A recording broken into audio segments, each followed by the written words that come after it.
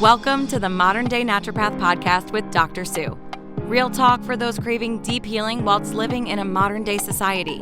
You'll be equipped with knowledge to make profound mind-body shifts that utilize ancient wisdom and will facilitate your healing once and for all. Inspired by Dr. Sue's chronic illness journey and all the real and raw pearls she has learned along the way. Come as you are. It's never too late to start.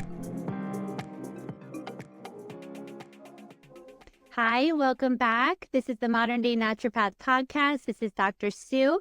Today we're going to be talking about the topic of burnout. Since it's so prevalent in our society, so many people are plagued by it. So I invited a very dear and special guest, Dr. Doni Wilson, who is an expert in burnout, recovery, stress, and also HPV and women's health.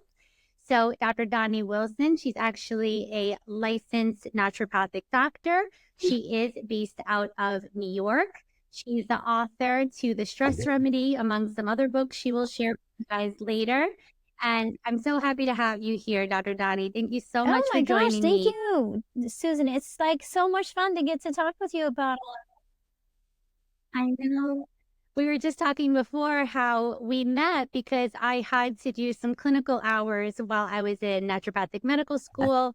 And I wanted to make sure that I shadowed doctors that not only were in New York, because I did want to practice in New York, because I feel like talking to patients in New York is sometimes it's different than the rest of, right? They're in a very fast-paced society. And I thought it was perfect because Dr. Doni, she specializes in stress and she sees people in New York. So it was a really wonderful experience for me. We were always joking because I used to be like typing like a crazy lady, all of the notes that I would be learning from you and learning so much from the patients. So thank you for that opportunity. It helped me so much.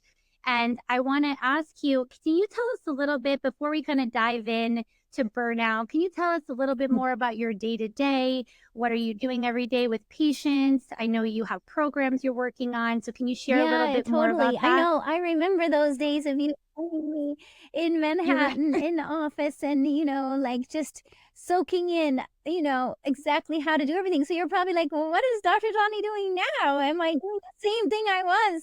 That was a bunch of years ago. I'm so proud of you for everything you've done and so many people that you've helped and for launching this podcast as well. So congratulations. And you're welcome. Thank you so much. That means so much to me. Thank you so much. I still see patients. I'm 24 years in practice as a naturopathic doctor. I'm also a professional midwife and certified nutrition specialist. And so that's how I practice in New York. But I help patients from around the world. So my practice is really virtual and I help people by phone and video. Yes, I still go into Manhattan. And yes, you do? Oh, so are you there like a day a week or it just depends on the scheduling? Yeah. I'm at 40th in Lexington. I love it too because it's like, especially having come through the pandemic, right? We all were like so much working from home. And Manhattan really closed down during the pandemic. So I'm finding that finally now people are wanting to like come into the office and wanting to interact in person. And so more and more I am seeing patients in Manhattan. And as you mentioned, it's Manhattan and New York in general is tricky as a naturopathic doctor because the profession is still not licensed here to the degree that we're trained. So we're trained to be primary care practitioners. And the thing is that I found along the way that even though I'm trained as a primary care provider, meaning someone could come to me for, their annual blood work and physical exam and pap smear and right, we're trained, we could do that in Connecticut and in Arizona and in California, we can do that. So it's like, okay, at the same time, what I saw early in practice and especially helping patients in New York is that people needed help that they weren't getting from primary care. It's easy to go find someone who can do a physical exam and a pap smear under your insurance. But it's not easy to find someone who can help you recover from stress and help you if, like, let's say you're having trouble conceiving a pregnancy and you want to try to do it naturally, or You want to heal from an abnormal pap smear and try to avoid a surgery. You know, like these are the areas that women don't have so much access to. And so over those years, I really found, hey, I want to specialize in helping people who are not getting helped. I want to help people to be able to prevent health issues, right? If we're under constant stress, we have trauma from our past, we're experiencing burnout, as you mentioned, there's increasing numbers of burnout of all ages of humans, not only women, men, and children and teenagers around the world. So that's who needs my help. And so that's why, as you mentioned, I've written actually now 5 books on stress recovery. Oh my God, 5? I thought it was 3. I know the other one that was recent, I thought was Master Your Stress, Reset Your Life. Reset Your Health. Okay. And those of you who are listening on or watching on video, you'll see Master Your Stress, Reset Your Health, which is, yes, available like on Amazon and where you will find books. And it's because I've just spent so much time researching this. And of course, it comes back to, Dr. Sue, my own history of stress, right? Like it's what we go through ourselves that, and what we learn as practitioners attempting to heal ourselves that we then can learn from and help others with. And so that really is what I do. I look, if someone, you know, when to answer your question, what is it that I do, is I like say, I take what I learned from my own health journey and bring that to the people who are looking for the same, people who are wanting to be able to to have awareness for what we're experiencing as humans in terms of stress, burnout, trauma, to instead of just bury that, right? Like the tendency is, oh, we're just going to keep pushing ourselves harder. We're going to, anything we've been through that was difficult, we're going to shove it under the rug and we're going to just take some more caffeine or Adderall or sleep medications and we're going to try to get through the next day, you know? And that's so common. So many people are existing in that reality, even college students, even of all ages, right? And it's, and it becomes the reality. The reality is this state of burnout and just trying to stimulate ourselves enough to get through the day and do what we need to do, and then knock ourselves out at night. Even some people are drinking alcohol or taking benzodiazepines, right? To just knock yourself out so we can try to get some sleep. And you have to, right? Because then you're like, I had to talk to probably 2 patients this week who they're so hypervigilant at nighttime, but he's like, yeah, I work 7 days a week, right? He's a business owner. And then I'm scrolling on my phone at this hour because I'm anxious. And do you think the nightmares I'm having and my, these really intense dreams have to do with my stress? And it's like, yeah, it has to do with your stress, right? It's like, sometimes there's just simple things. Like we literally just talked about, I talked to this patient yesterday. I said, okay, well, when can you put your phone away and what time can you go to bed a little earlier? And sometimes it could be simple things. And that's why I loved working with, shadowing you, was it doesn't always have to be, people think, especially New Yorkers, that you have to do something really complex to move the needle. But sometimes it's just really small changes, maybe getting to bed an hour earlier, or, hey, do I really need to mindlessly scroll for 30 minutes before bed? If, creating that then effect on our melatonin because I have blue light getting, in my eyes before bed. So I love when you said, because patients ask all the time, they say, oh, well, could you be a primary care? And so even though in the state of New York, right, we see patients all over the country, thankfully we can help people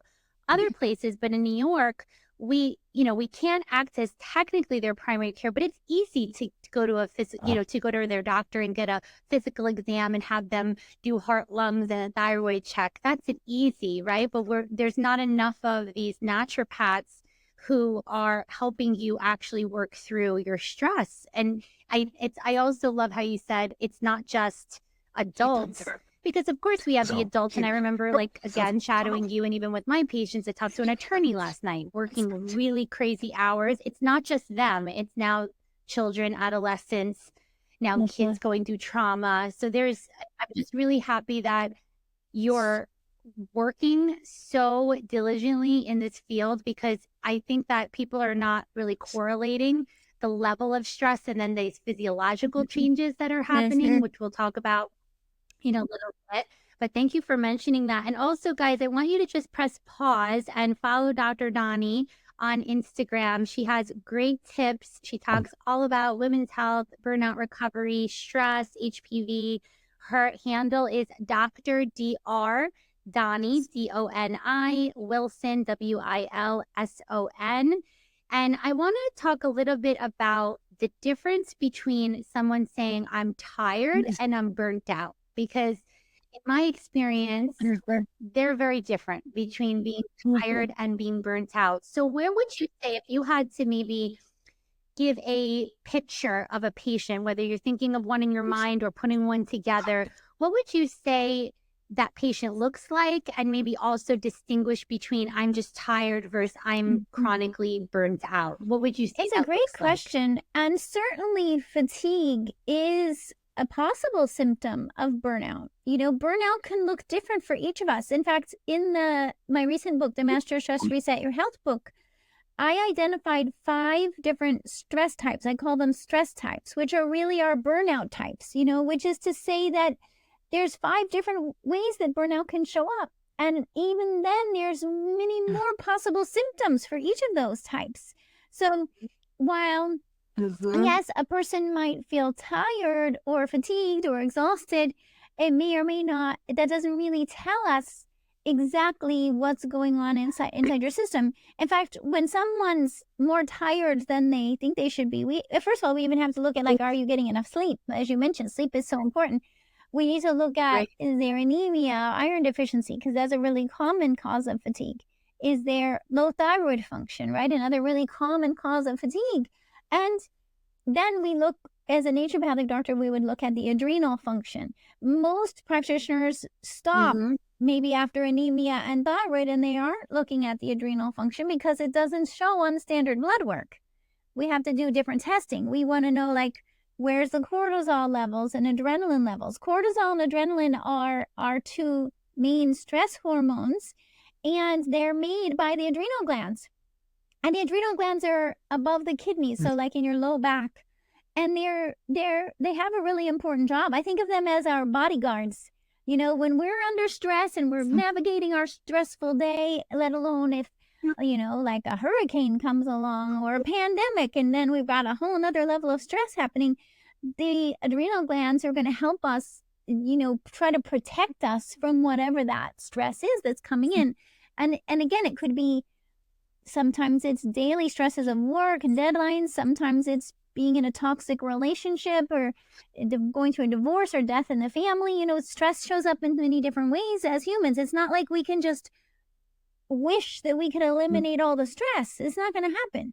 It's just not going to happen. So it's not about, so I'm never going to say, we're trying to be stress-free. No, there isn't. In fact, if we're stress-free, we're no longer here on this planet.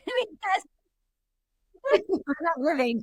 It's I don't even know if that exists. So what does that actually look like, right? It's adapting to that stress and supporting your body, right, and your adrenals to be able to handle. And that's where you shine, in the sense of you're wanting to give people the building blocks to be able to handle the stress. You're not saying stress doesn't exist. And what really kills me is when I see the doctors just doing a total cortisol in blood, or just a one cortisol reading, morning cortisol. So can you talk more to, I know you shared about the adrenals, where they are, but can you talk a little bit about the testing and how looking at a graph throughout a day and looking at that kind of diurnal rhythm, circadian rhythm is helpful in then knowing how we need to support that particular patient and how it could look different for somebody and so else? That's exactly it, is that it's much better to measure cortisol at different times a day. Optimally, it's not that we want 0 cortisol either. We don't want 0 stress and we don't want 0 cortisol. Those are not the goals. The goal is, as you're saying, optimal. So we want optimal cortisol, which is a little bit higher in the morning and gradually decreasing through the day, so it's lowest at night. So if we only have a blood drawn in the morning, we're not going to see that, right? We can't. And so even if a practitioner runs a morning cortisol test, it's not really giving you the right answer. And if they do a 24-hour urine, it's not giving the right answer either, because it's all in one collection. So what we want to do, what I suggest, is doing either a urine or saliva collection, because you can do it at home. First of all, you can spit in a tube at different times a day. You could pee on a strip or in a cup at different times a day, so we can actually see, oh, here's the cortisol at the time you wake up, here's the cortisol in the middle of the day, in the evening, in the bedtime. So we actually get to see what your adrenal glands are up to all throughout the day. And the other thing I found in my research is that it's not enough to just measure cortisol. We also should be measuring adrenaline, because adrenaline can be measured in urine as well from home, in a single urine sample. So now we have a much more comprehensive picture of what's happening in the adrenals. And I look at it as, this is a snapshot of how your body is both impacted by your past stress and how it's responding to your current stress. So, because a lot of people will say to me, oh, is it just because of my stress exposure that day that I did the collection? And actually, no, it's not. It's Right. Look at it as like, this is a cross-sectional view. This is a check-in point in saying, because our bodies learn our stress response.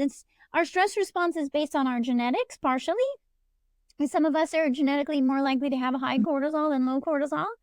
And our metabolic pathways, right? All those methylation and COMT and MAO pathways, how our body metabolizes adrenaline, for example, as well as cortisol.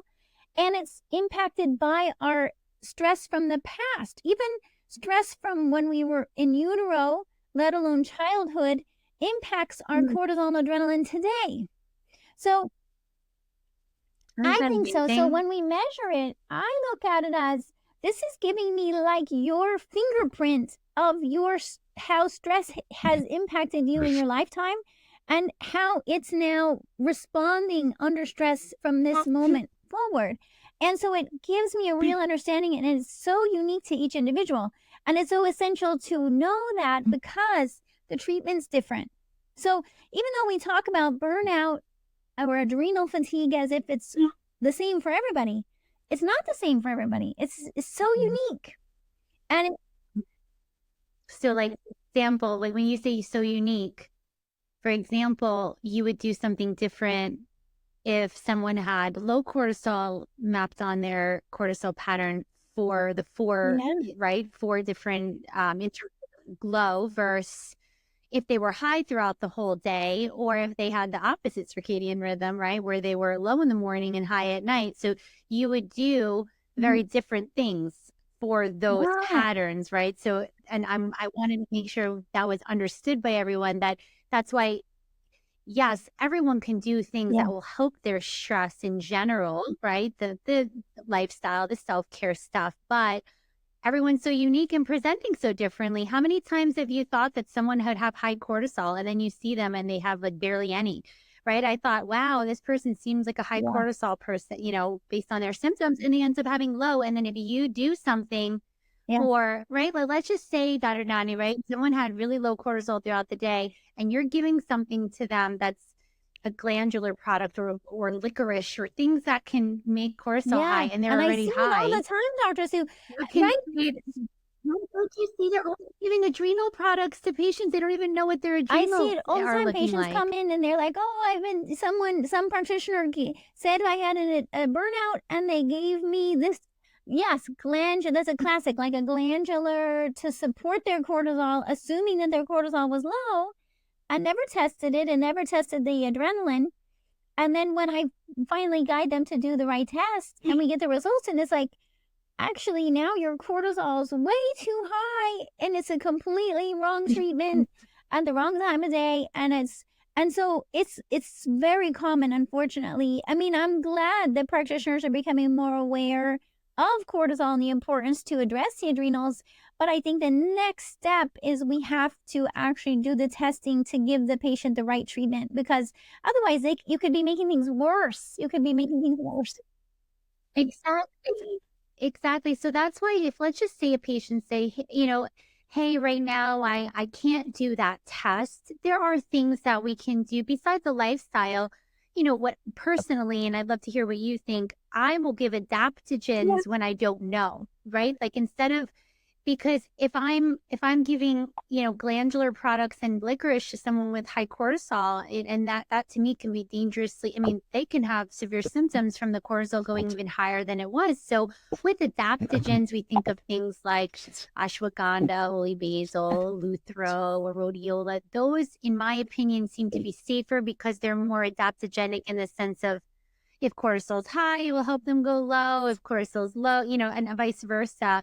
But that's the most I'll usually do besides the basic like adrenal support and the B's and the C's and stuff like that, because you don't want to make someone worse. So I'm really happy we're talking about that, because I see it all the time. Even with thyroid, I see integrative doctors giving thyroid glandulars and they don't even know when someone's thyroid. And we're like, okay, now we can create a hyper picture, right? So we're kind of seeing this. We want to help, but it's kind of missing the target a little bit. And do you happen to use, I use the Dutch test. Do you use Dutch test? The Like, precision analytical Dutch, which is a dried urine test. Yeah, I like it. I especially like the Dutch test for measuring, because they can use it to test estrogen and estrogen detoxification, and it'll show cortisol levels. So we can get it all in one. Like, I'm always like, okay, you can send your urine to this one place and we get a lot of information. Though they can show us the breakdown of adrenaline, they don't show us the actual adrenaline level. So if I want to know the actual norepinephrine, epinephrine, like adrenaline levels, and I also like to measure neurotransmitter levels, so serotonin, GABA, then I'll send that to a different lab that I prefer for measuring neurotransmitters. Because here's the thing is, when we're under stress and we're depleted and we're in this burnout mode and it affects our energy, mood, sleep, focus, that's what our neurotransmitters do. So very likely, not only is the cortisol and adrenaline off track, but the neurotransmitters are likely off track. And when you go to the standard, like in our standard medical system, you would go to a psychiatrist and they're going to prescribe a psychotropic medication, but those medications don't actually optimize our neurotransmitter levels. They just sort of like are treading water and causing a lot of side effects. So much better is to measure the neurotransmitters and then address those neurotransmitters with that precursor nutrients, which are amino acids. This is a whole nother thing that I help with. And yeah, that's what I was just going to ask you. Do you, like, is there a test that so when a patient comes to you, some of the main testings that you would do is obviously this adrenal testing. And then, of course, if you want to check their sex hormones, that could be done in the Dutch. And now I love that the Dutch also has those oxidative, salicylic acids, right? So oxidative stress markers, some B vitamins, they have dopamine, melatonin, biotin. But do you have a special test like your patients that you use for your patients for the neurotransmitters that they can get through you? My preferred lab, and there are now several labs that offer neurotransmitter panels, but my preferred one, and I'm always like looking at all of them and looking at how the reports come out, and then I'm looking at how they're helping patients. Whenever I'm working with any test, it has to meet certain criteria for me. And the one that I use most recently is called Senesco Lab. But I was going to mention, Susan, because you made such a good point that sometimes people are not, able to invest in these tests, or they're like thinking, hey, what can I do in the meantime? And like you could do a cortisol neurotransmitter panel for probably $500, or like a Dutch panel for $400 or $500. So it's just so people have a sense of pricing.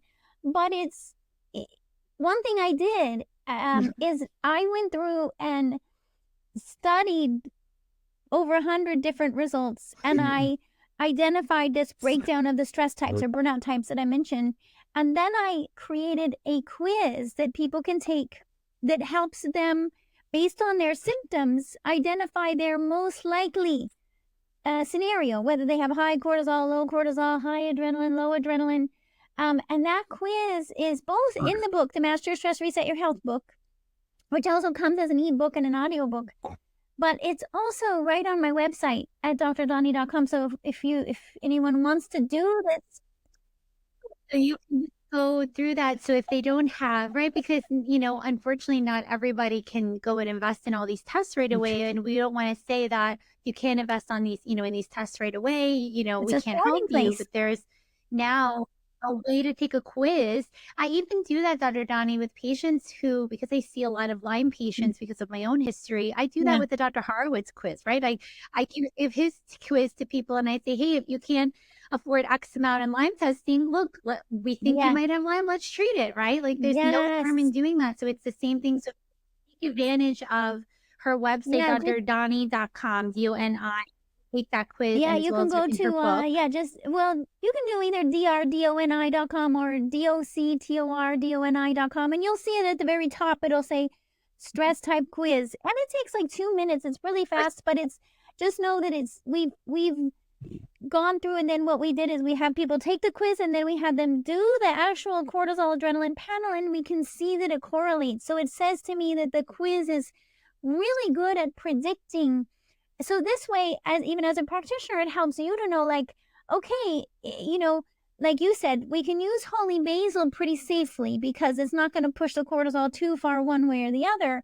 But if a person's still experiencing fatigue, anxiety, sleep issues, all these burnout symptoms, and then you're like, okay, well, at least this quiz will help you get a closer sense of like, which stress type are they, or burnout type, and what then are the next steps? Because I've then created a 3-phase protocol for recovery from that, right? This is the point, is that we don't have, our past doesn't have to determine our future. Just because we've had, traumas from the past or stressful relationships in the past, or even our genetics, right? I mean, that doesn't have to determine our health future or the way we experience our health in the future. We can actually recover from these effects of stress.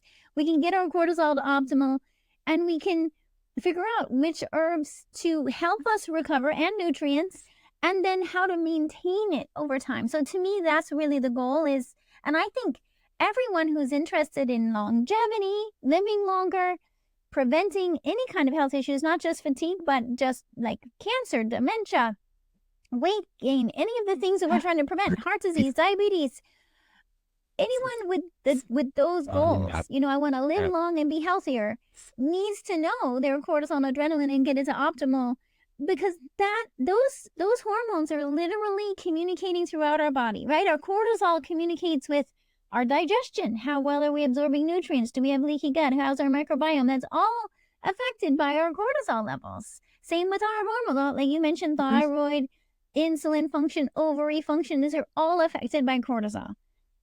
Also, our immune system. If our cortisol is too high or too low, we're more susceptible to infections, autoimmunity, allergies. So it's like, hey, if we solve the cortisol, we can solve a lot of things. Yeah. And, it's funny that it's not just the patients who would benefit from that quiz, but also practitioners like myself, not only for our own personal health, but for our patients, if we just tell them, go take that quiz, right? So that's really helpful for any practitioners listening. Doing that quiz can help us get more data to help our patients. And just to what you just said, in terms of all of the downstream things that we don't necessarily think of, they're like, oh, yeah, I think I know my stress is affecting my gut, or I think it might be, but I don't think people, you tell me if you're hearing this, it seems like almost I have to convince my patients that their stress is a bigger deal than what they're making it seem for them.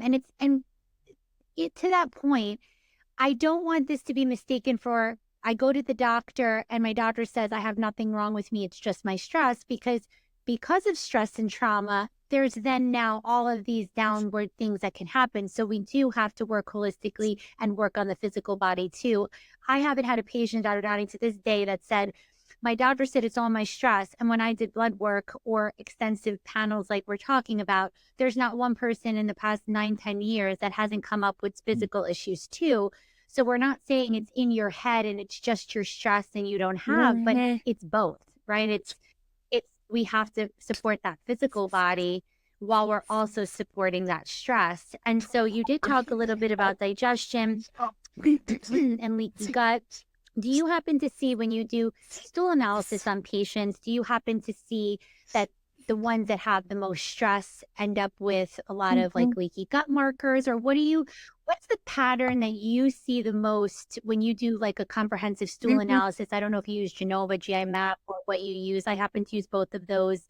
Do you see patterns, or do you see a lot of deficiency patterns in like commensal? Do you see a lot of overgrowth? Do you see leaky gut? I happen to see a low Mhm. secretory IgA, which is that Yeah. mucosal immunity a lot. But I'd love to talk more on the digestion part because of the stress that affects people's gut and all of those psychosomatic type sensations from getting stressed to then they No, I having think now it's such stomach an issues. important point that this is as naturopathic doctors, right? We see that we're interconnected humans, even though in the standard medical system, it's like separate. Oh, you go to one practitioner for something that's going on with your mind, and you go to a different doctor for something for your gut. Whereas you and I are looking at it as, oh, these are all interconnected systems. We can't separate it.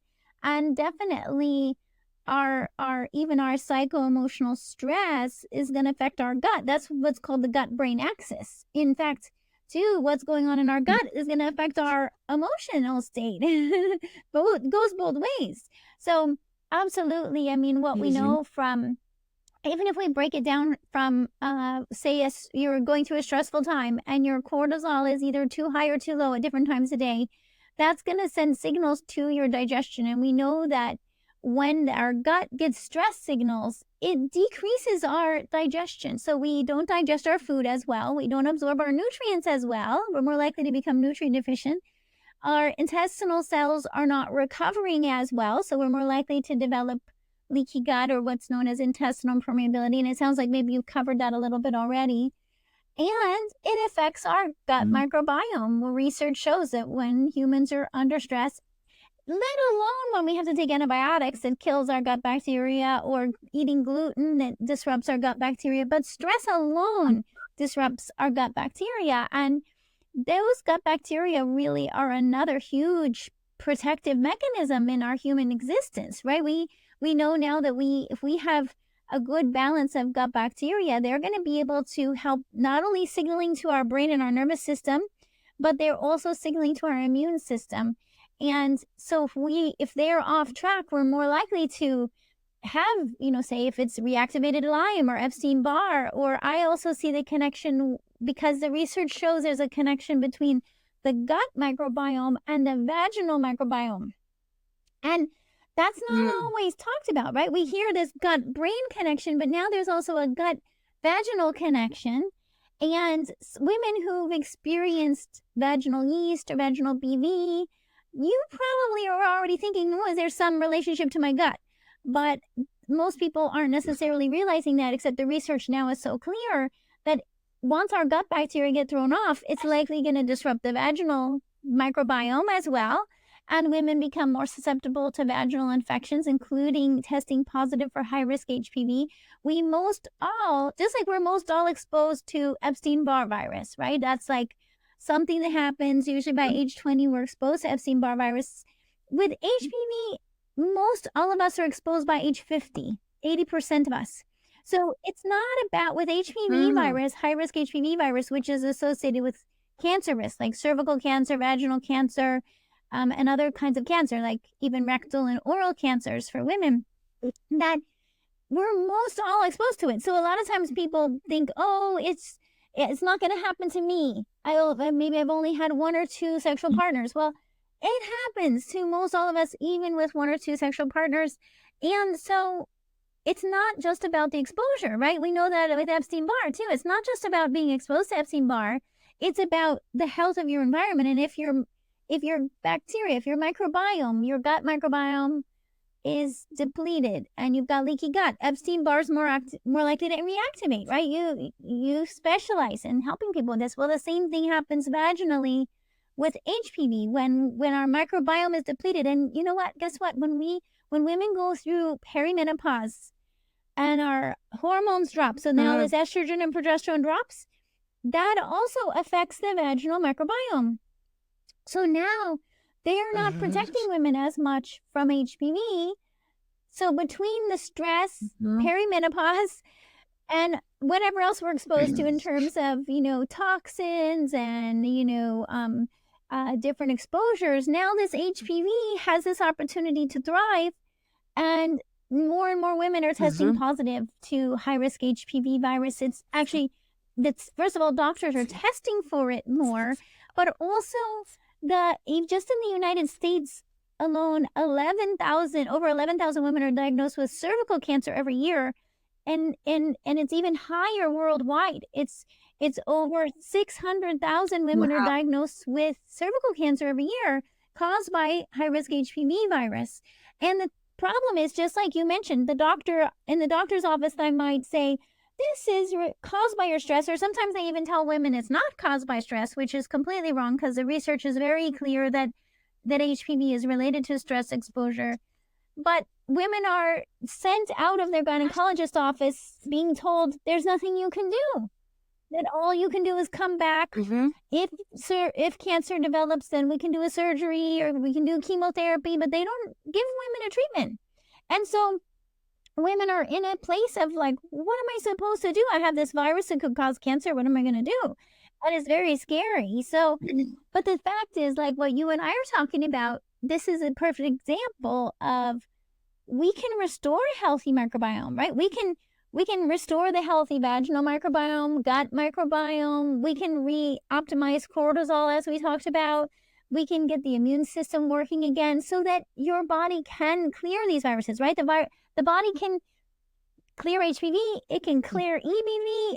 It's possible.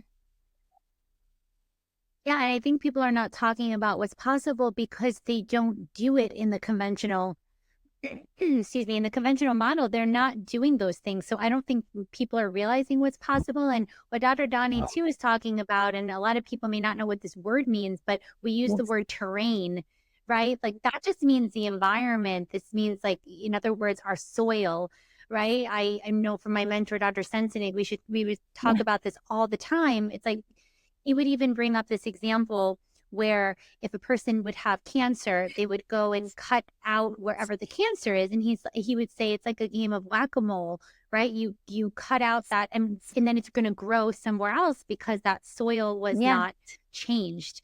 So I think the important thing to remember here is, yes, while there are things you can do to support HPV virus, I think the most important thing that we need to do as naturopathic doctors is get down to that root cause of what's going on with our cortisol, our neurotransmitters, what's going on with our gut health, what's going on with our immune system first. And then we could say, okay, we can add in now these other things that are really good. Like I'm sure, for example, we know that certain green tea extracts could be good for, HPV or beta carotene or vitamin A. These are lovely things we can use. But I also want to make sure people know that while that's great to use, you want to get down to the root cause of why your environment is like that to begin with. It's true. Right? We can use immune boosting, yes, like vitamin C, vitamin A. We can use mushroom extracts. We can use antiviral herbs. We can have a whole arsenal of naturopathic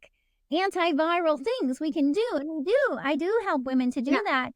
Except that what I found over the years, because I've been helping women for this for over 24 years, is that that's not always enough. Because, as you're saying, if the state of your in your body, that's what in terms of the terrain, it's like what is the status when you really, and it takes us being honest with ourselves, doesn't it? So it's like we have to be honest enough, and we're taught to blame it on something external and distract ourselves, and it takes enough time to just sit still and breathe and realize, first of all, I'm important. My health is important. I'm a priority. My health is a priority.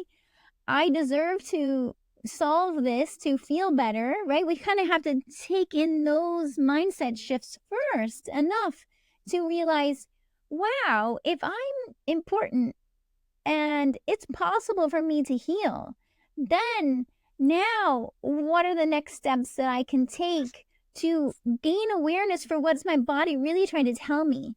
Is my body been trying to tell me that it needs attention, that it needs me to take breaks during the day or go to bed an hour earlier, like you said before? But sometimes we can't choose those things until we realize our own self-worth and start loving ourselves more.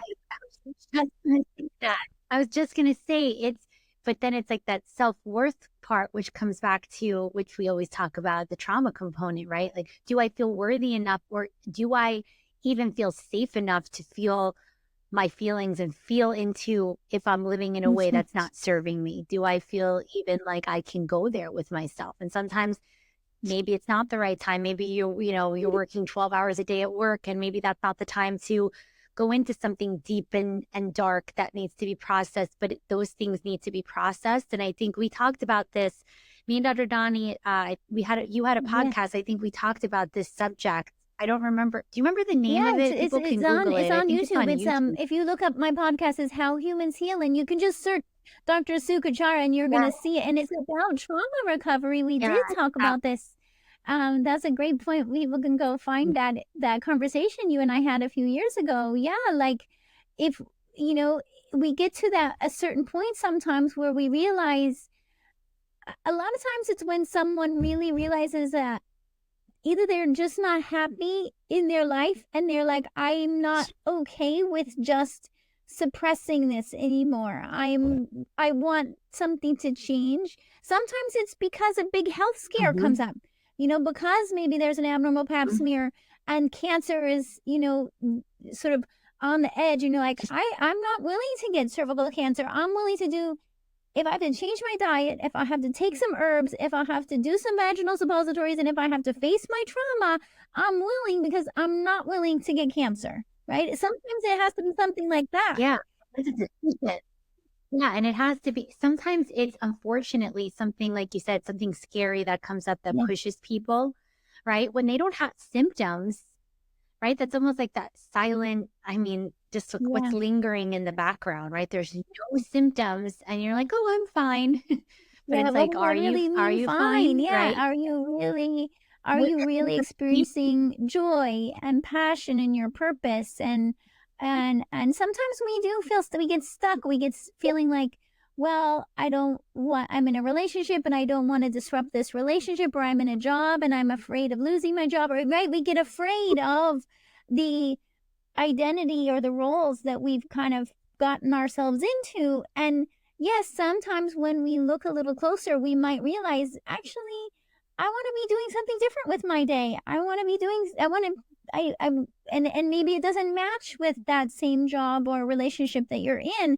And you're then going to go through a process of self-discovery. But what I find is, when someone goes through that kind of, really, I call it a heroine's transformation, because you become your own hero or heroine to say, hey, I love that. Let everything else fall away that's keeping me stuck, because that's what's disrupting my terrain and making me susceptible to health issues. I had to learn this the hard way myself. Like I had, you and I have this experience of migraines. I had migraines for decades, and I wasn't telling anyone. I was probably having migraines back when you and I were working together, and I probably didn't say anything, because I know, because it's like something you don't want to tell. It's like almost feels like, I don't know if it feels like this to you, but almost it feels like, if I tell someone I have migraines, does that mean, I don't know, it's like almost like, am I weak, or am I, it's almost like badge of like shame. I don't know what it is. Did you feel like that way too? Like, I shouldn't have these, and if I tell someone that, I did, and I felt like I'm a naturopathic doctor. I'm helping people with their health, so I'm not supposed to have an issue with my health. And sometimes even like recently, like I caught a cold virus, and and I was like having to reschedule patients, and it's like, there's a joke, the doctor's not supposed to get sick, but actually it's a reality. We are still human. I just saw a patient before we chatted today, and she was telling me a story about, how she has to, in crisis care, take a medication for something, and it was for, lack of sleep. And I actually shared with her, and it made her feel so much better that, look, I'm human too. This also happens to me. And I think sometimes sharing with them that we also experience like these literal human experiences helps them. But as naturopaths, we almost feel like we have to be so perfect in our health that, you know, we don't also have potentially stressful events that happen to us. We all have, you know, throughout the years, I've shared a little bit more. It's been very uncomfortable for me, but shared more about my own, you know, childhood trauma coming out. And I'm still dealing with and healing from all of that and all the stuff that's been shoved under Yes. the rug for so long, right? So it's like almost as a naturopath, we feel like, oh my God, we can't tell anybody because we're the naturopath and we have to be this, you know, example for everybody, but we're human just like everyone else. And we may realize that we have too much stress. And, you know, they also say, who used to say this in, we went to different naturopathic schools, but there was this professor who used to say, you know, you teach what you have to learn, right?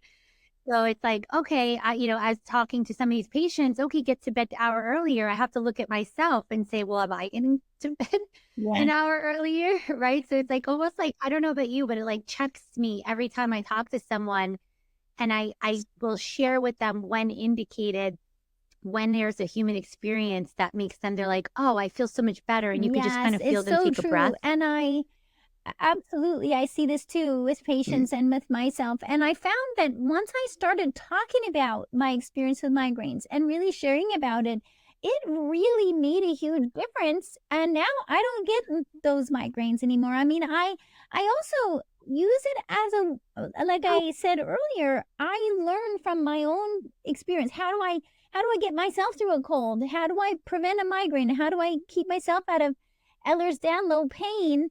Those things that I learned from my own health, then I can use for my patients. It's a source of wisdom. And then I'm also always willing to try things on myself before I try them on patients, because it's then I'm speaking from real experience with myself, and I then become the proof that it's working, you know, that.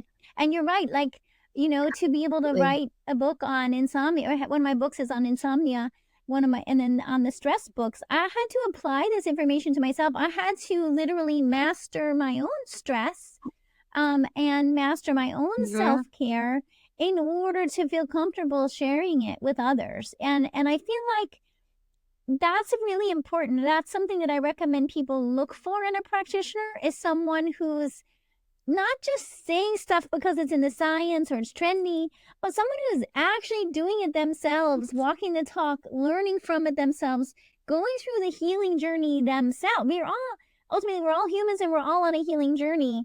And if then I can be a better guide on that healing journey, then that's my goal. Absolutely. And connecting with your practitioner, it's, you know, I shared recently, you know, there's a relationship between this right doctor and patient, in a sense of there should be this like healing relationship. It should feel therapeutic, right? You should feel comfortable, and you should feel like your practitioner is one that's not judging you, that's helping support you. And also in those moments of weakness, sharing things that may be personal that may help them in their journey. And a few things before we close that I thought was important was people who say they're tired, like Dr. Doni said before, right? That's just one way that burnout can show up, that they're tired. Yeah, generally most burnt out patients will say I'm tired, but beside, if just let's say their iron and their thyroid is normal, I personally see a lot of these burnt out patients usually having a significant mood component of it, right? Like lack of motivation. Do you see that a lot? Like there's like a lack of motivation, inspiration. I see a lot of depression around that. So when you see these personality type where I used to be really happy, or I used to find joy in things and I'm not finding joy anymore, I don't want to go to work, I wanted to just mention that because it's different than I just had a bad day. It's almost like this chronic low or swings, right?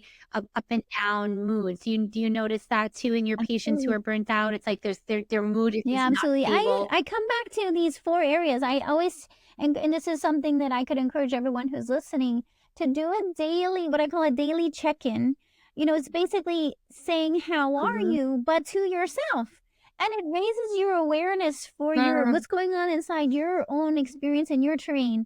So it's actually 5 things. One is, and this relates back to the stress type quiz, by the way, What is your energy level? So you're mentioning fatigue or tiredness. Okay, how has my energy been lately or yesterday or today? Am I feeling tired? Am I feeling overstimulated? How's my energy? And the second is, how was my sleep?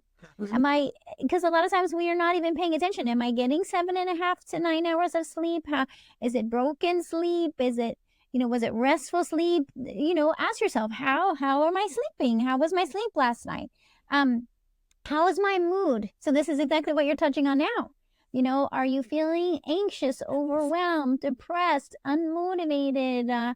What is your mood? Because I think sometimes we just go based, someone says, how are you? And we say good, but we're not really, how really am I? And you and I always want to know the real truth from our patients. How is your mood and how is your focus?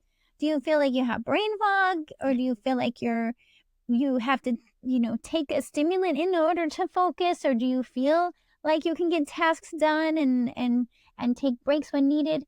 And then the fifth area is in your body. What signals is your body giving you? Are you having pain somewhere, puffiness, swelling, redness, rashes? What is your body showing you or telling you? And from those 5 areas, we can gather so much more information about the state of burnout, the state of your state of health, the state of your terrain, all of these things we're talking about, so that we can at least now have an honest starting place. This is your point A. And then what you and I do is help people get to point B, which is feeling good and thriving and not just managing stress. A lot of times people hear about managing stress. To me, I never use that terminology. I say master your stress, because to me, it's not just about treading water or partially drowning in our life experience. It's how can we be surfing the waves, right? How can we be saying, I can take on challenges, I can face fears, I can do things I've never done before, and I also then am not going to be crashing afterwards. I can get through it and feel good and feel inspired and feel, how can we actually enjoy our lives and not wear ourselves out in the process? So right, come from a place of power, right? Like that self-empowerment. And so you're basically saying, take inventory, ask yourself these questions, be honest with yourself. And what would you say the top 3 things that are free ways that people can support their burnout recovery, that they can do every day that doesn't really cost anything? What would you say? Well, I break it down into using the word CARE as an acronym. So it actually would be, I suppose, 4 things, because CARE is a 4-letter word. C is clean eating.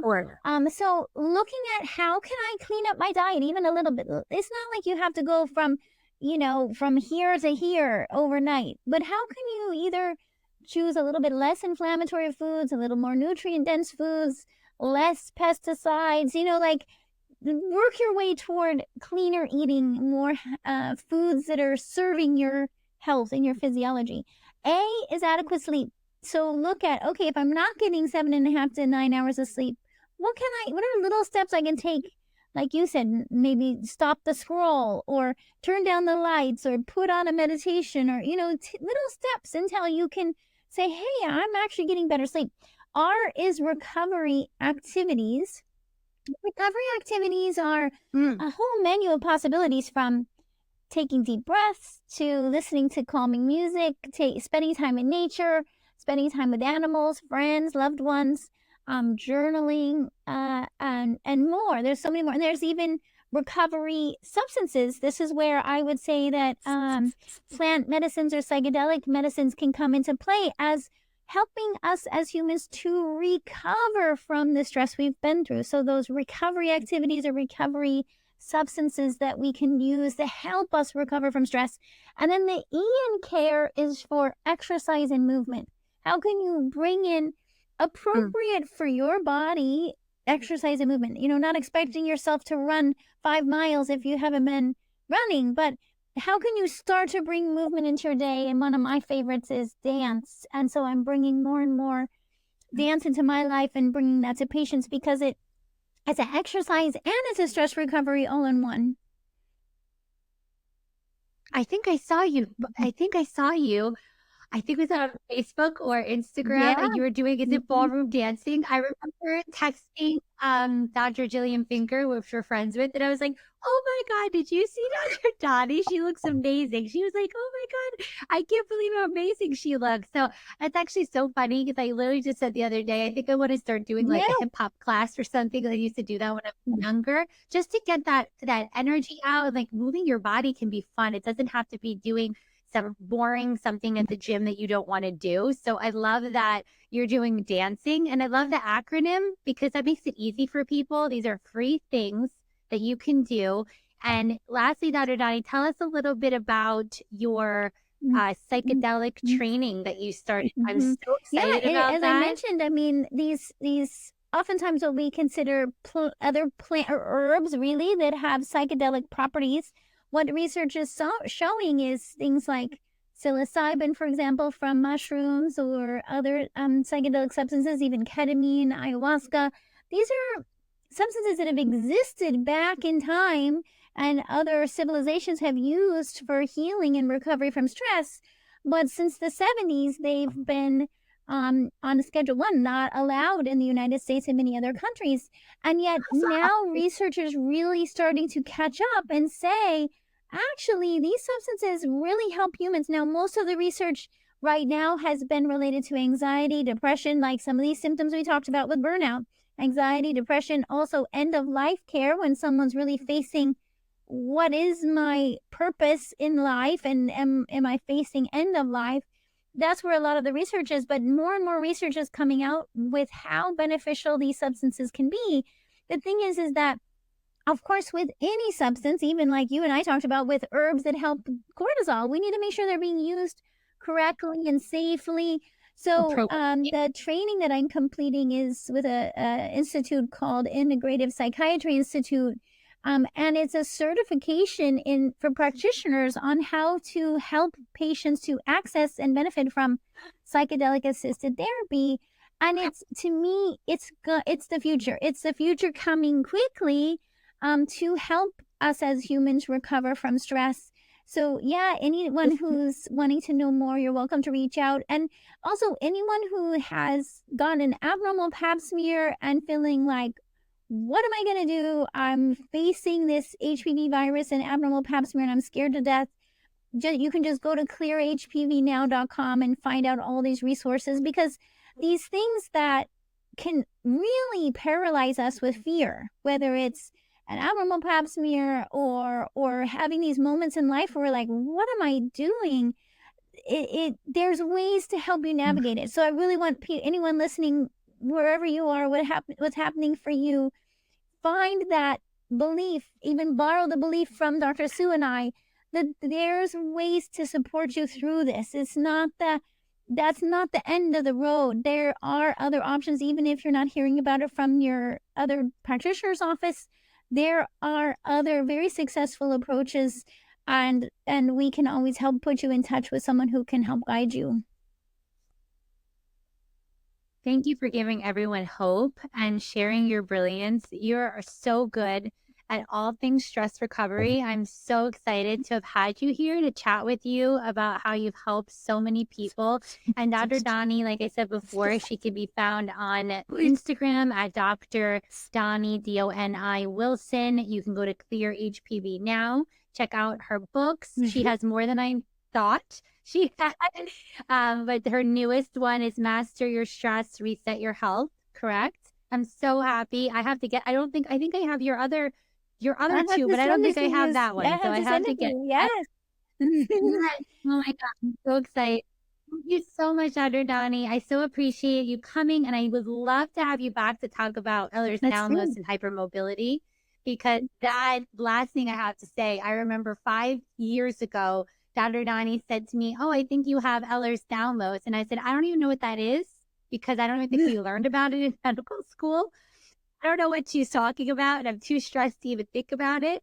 And then I actually got diagnosed with that. So thank you to you, because that was so validating. And I wanted to even say this today, that I'm so grateful that you even said that, because it put so many pieces together for me. So I'd love to talk about how that presents in patients the next time if you'd come back, because I have so many people now that I can now recognize that I never recognized before.